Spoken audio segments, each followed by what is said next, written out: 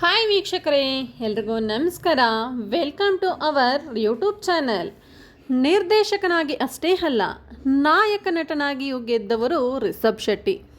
ಕಾಂತಾರ ಚಿತ್ರದ ಮೂಲಕ ಕನ್ನಡದ ಕಹಳೆಯನ್ನು ಮೊಳಗಿಸಿದ ರಿಷಬ್ ಶೆಟ್ಟಿ ನಿನ್ನೆಯ ಒಂದು ಸಂದರ್ಶನದಲ್ಲಿ ಅತಿಥಿಯಾಗಿ ಭಾಗವಹಿಸಿದರು.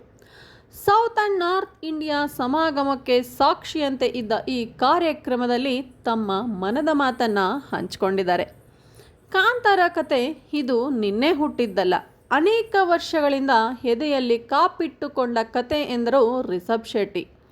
ವರುಣ್ ಧವನ್ ಅವರ ಪ್ರೀತಿಯ ಆಹ್ವಾನದ ಮೇರೆಗೆ ವೇದಿಕೆಯನ್ನೇರಿದ ರಿಷಬ್ ಶೆಟ್ಟಿ ಕನ್ನಡದಲ್ಲಿ ಮಾತನ್ನು ಆರಂಭಿಸಿದ್ದಾರೆ. ಆ ನಂತರ ಯಕ್ಷಗಾನದಿಂದಲೇ ನಟನೆಗಿಳಿದಿದ್ದಾಗಿ ಹೇಳಿದರು.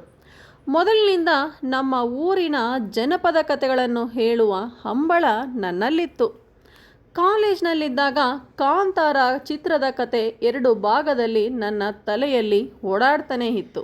ಇನ್ನು ಅದಾದ ನಂತರ ನಾನು ಚಿತ್ರರಂಗಕ್ಕೆ ಬಂದೆ. ಚಿತ್ರ ಮಾಡುವ ಕಲೆ ಅರಿತುಕೊಂಡೆ. ಕಾಂತಾರ ಚಿತ್ರದ ಚಿತ್ರಕಥೆಯನ್ನು ಸಿದ್ಧಪಡಿಸಿಕೊಂಡೆ. ನನ್ನ ಸೌಭಾಗ್ಯ ಸರಿಯಾದ ಸಮಯಕ್ಕೆ ಹೊಂಬಾಳೆ ಸಂಸ್ಥೆ ನನಗೆ ಸಿಕ್ಕಿತು ಅಂತ ರಿಷಬ್ ಶೆಟ್ಟಿ ಹೇಳಿದ್ದಾರೆ. ಇನ್ನು ಇದೇ ಸಮಯದಲ್ಲಿ ಕಾಂತಾರ ಚಿತ್ರದ ಮೊದಲ ಭಾಗದ ಗುಟ್ಟನ್ನು ರಟ್ಟು ಮಾಡಿದ್ರ ರಿಷಬ್ ಶೆಟ್ಟಿ. ಕಾಂತಾರ 2ಗಾಗಿ ನಮ್ಮ ಊರಿನ ಬಳಿಯೇ ದೊಡ್ಡದಾದ ಸೆಟ್ ನಿರ್ಮಾಣ ಮಾಡಿದ್ದೇವೆ. ಮುಂದಿನ ತಿಂಗಳಿನಿಂದ ಚಿತ್ರೀಕರಣ ಆರಂಭವಾಗಲಿದೆ ಎಂದರು ರಿಷಬ್ ಶೆಟ್ಟಿ. ಕಾಂತಾರ ಸಿನಿಮಾದ ಚಿತ್ರೀಕರಣ ಮಾಡುವಾಗಲೇ ಸೀಕ್ವೆಲ್ ಮಾಡುವ ಪ್ಲ್ಯಾನ್ ಇತ್ತು. ಕಾಂತಾರ ಸಿನಿಮಾ ಬಿಡುಗಡೆ ಆದ ಬಳಿಕ ಭಾರತದ ಪ್ರೇಕ್ಷಕರು ಆ ಸಿನಿಮಾಕ್ಕೆ ಕೊಟ್ಟ ಗೌರವ ಬಹಳ ದೊಡ್ಡದು. ಅದು ನನ್ನ ಪುಣ್ಯವೆಂದೇ ನಾನು ಭಾವಿಸಿದ್ದೀನಿ ಎಂದು ತಲೆಬಾಗಿದರು ರಿಷಬ್ ಶೆಟ್ಟಿ. ವೀಕ್ಷಕರೇ, ನೋಡಿದ್ರಲ್ಲ, ಇವತ್ತಿನ ಸ್ಟೋರಿ ನಿಮಗೆ ಇಷ್ಟವಾಗಿದ್ದಲ್ಲಿ ಲೈಕ್ ಮಾಡಿ, ಶೇರ್ ಮಾಡಿ, ಕಮೆಂಟ್ ಮಾಡಿ.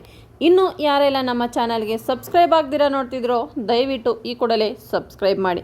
ಇದೇ ಥರ ಮತ್ತೊಂದು ಇಂಟ್ರೆಸ್ಟಿಂಗ್ ವಿಡಿಯೋ ಸಿಗ್ತೀನಿ. ಅಲ್ಲಿ ತನಕ ನಮಸ್ಕಾರ.